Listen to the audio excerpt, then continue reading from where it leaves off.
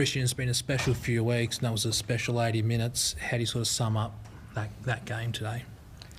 I'm very proud of our blokes. I thought our effort was outstanding, and that's the only thing I can ask for on the team is they give their absolute best effort, and that's what we've seen out there tonight. And they never stop fighting, they never stop trying. They gave themselves a chance on the back of that, and it was a little bit like the first game, I suppose, that we played Australia.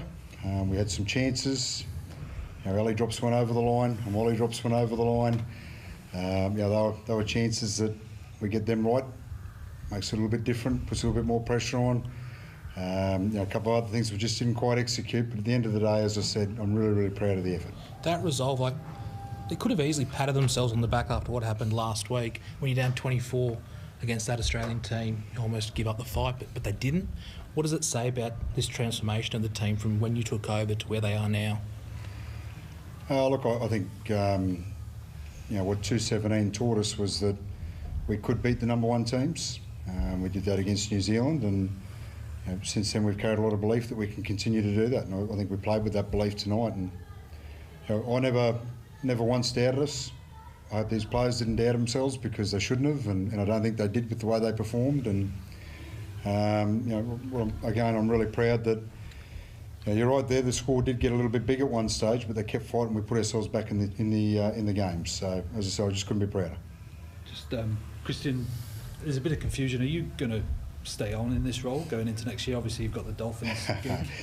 But that's probably not relevant right now, to be honest, and not something I want to talk about. And I'll figure that out in due time. And the first people I talk to will be the bloke beside me. He's been here with me since my first involvement in 2013. I've got enormous respect for him. Him and Adam will be the first two people I speak to, and we'll figure that out. Whether you are or whether you aren't, can this team go on and win the World Cup in 2 years' time? We're only going to get better. Every team will look at a couple of players they would have loved to have been involved that weren't involved. We're no different. But I thought a number of young guys really put their hands up and stamped themselves. And young Lehigh Hopewadi was outstanding. You could see Wong playing in the centres. He played a little bit of everywhere. He played some big minutes. Couldn't be proud of his effort. Ali Katoa's only going to get better. He was what I thought the best player on the field, certainly our best. Hamoli Olekau'atu's only going to get better. Isaiah Katoa's only going to get better. We're on the improve. Paul Alamotti, unfortunately, copped an injury there tonight. They're all only going to get better, and they're going to get better together. So the future's bright. Dislocated elbow for Paul? It was, yeah. Yeah. And Jace, just when you see what you've created today, I know you didn't get the result, but to push the Kangaroos all the way like that, and I think they said a 29,000 crowd. I think there must have been 35,000 Tongans in here. That's what it sounded like. What does that mean to you? Yeah, it means a lot. Obviously, anytime we get to represent our country, it's a massive honour, and we know what the responsibility is when we put on this jersey, and what it means to not only us but to all the Tongan people. So to create something special, not just myself, but other players that have made decisions beforehand, and Kristian himself. So I don't think people realise the work that's happened behind closed doors that Kristian has gone through. He's had a few tough years, having to deal with a couple of things that weren't in our control, and we're only seeing the result of his hard work only now. So whether or not Kristian continues or not, that's not our decision. This is not what we're worried about. All the team we have now, they're only going to get better, like Kristian said too. So we have the right guy at the helm. So hope he stays around. I know you've called me Kristian for 10 years. Bit of formality here. So there's like Kristian said before. Well, Woolf said. A lot of these players are only going to get better. They're still young. They've had great seasons under the NRL clubs that they've represented. So 2 years from now, I think they're going to be really putting themselves in a good position to have a go at the World Cup.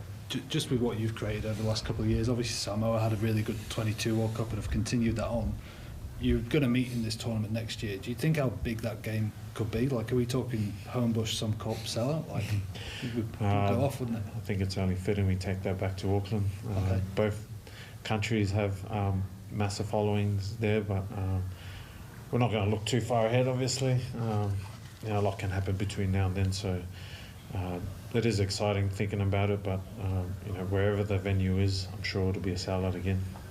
Jace, how do you feel about the result tonight? Like, are you pleased with the effort? Are you disappointed? Well, at the end of the day, you want to win a game of football. So, apart from the result, I'm proud of what the boys have displayed over the last 3 weeks. There's a bit of fight in them. They won't go down easily. So, when you have a team that can show that in a game of 80 minutes in the highest level internationally, that's some great signs that you can build on that. So, if there's, like I said before, we're not going to look too far ahead. There's still we still got a lot of players that weren't available for this tournament too. So, it's good signs, not just for international rugby league, but for Tonga rugby league too. Because Kristian, the tour last year, maybe people might have thought after that Tom was on the slide, but you obviously probably blooded a lot of young guys and got a lot out of that. Yeah, we did. We had a lot of experience and quality that wasn't available for that game for different reasons, and it did allow us to take away a number of young guys. Siawa Wong, Ali Katoa, some of those names I mentioned before are exactly those. And I was really happy with that tour. I was really happy with the way the blokes went about their work. They showed it meant plenty to them, and the way they prepared, the way they played.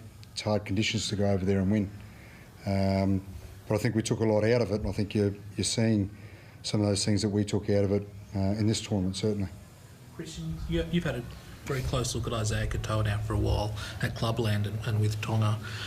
His development, like obviously we look at the field goal last week, but just the shift he had for the first try today, that special ball play.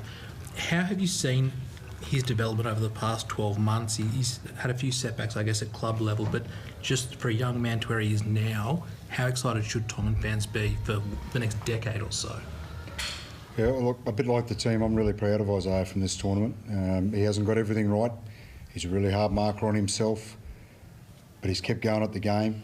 He's been one of our main players. He's certainly been our key playmaker, and we need him to play footy. We need him to roll the dice sometimes. And there's a few plays that he didn't quite execute tonight that he'd be really disappointed with, but I'm really proud of the fact that he kept going at the game and having a crack. And as I said, if he doesn't do that, then we're not in the contest. So he's developed really well. He's 20-year-old, we've got to remember that. He's got his best footy ahead of him.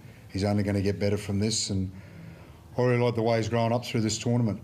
I've seen him really mature. I've seen him really start to believe that he is a guy that can come into this team and command players like Jason Adden with what he wants them to do. And I know they've got enormous respect for him, and he's going to really.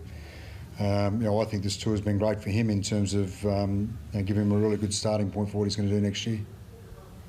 How good was it having the Tongan fans come and make it like a home game here in Combe? Outstanding, yeah. Look, I said before the game, you get to expect it a little bit because we know what the fans are like, but we never ever take it for granted. It's very humbling. You walk in, you see so many red shirts, so many red flags. That's on the walk-in, and when you get in there in the stands as well, it almost rivaled Auckland today, and the noise was great as well. You got anything to add there, mate? Yeah, I think it's almost become a competition which city can bring the most red flags. So I think it's fair that Sydney had it's a pass mark for me. So to all the Tongans back in Auckland, maybe pick up your game next year. Don't make that the headline, please. Thank you so much. Thanks, guys.